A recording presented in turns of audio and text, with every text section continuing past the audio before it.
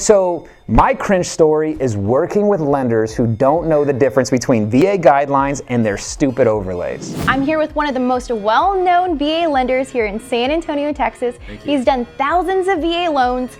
Now we want the gossip, we want the chisme. Tell us about your cringe talk VA loan experience. I'm in HEB shopping for some Dorito nachos and heading to a barbecue, trying to get my weekend on. And this realtor calls me and says, "Hey Chris, I need your help." And I can hear the despotism in her voice. She'd been in contract with a Marine for 2 weeks. He had already sold his home, and so they were expecting to close in the next 2 to 3 weeks on their new home. The veteran has a 547 credit score. With the lender they're with, they need to have a 580. And I said, well, why did they even go in contract? Were they pre-approved? What was the circumstance? She said, well, the lender pre-approved them under the pretense that we would do a repool, and we did that repool, and the credit scores have actually gotten worse versus better.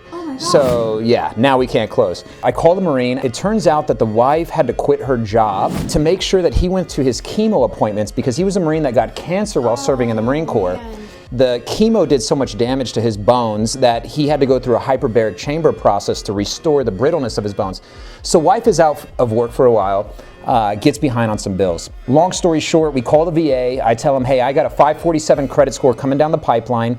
So the VA says, Chris, you know we're okay with this because we don't have a credit score requirement. As long as your underwriter will underwrite it, we'll guarantee the loan.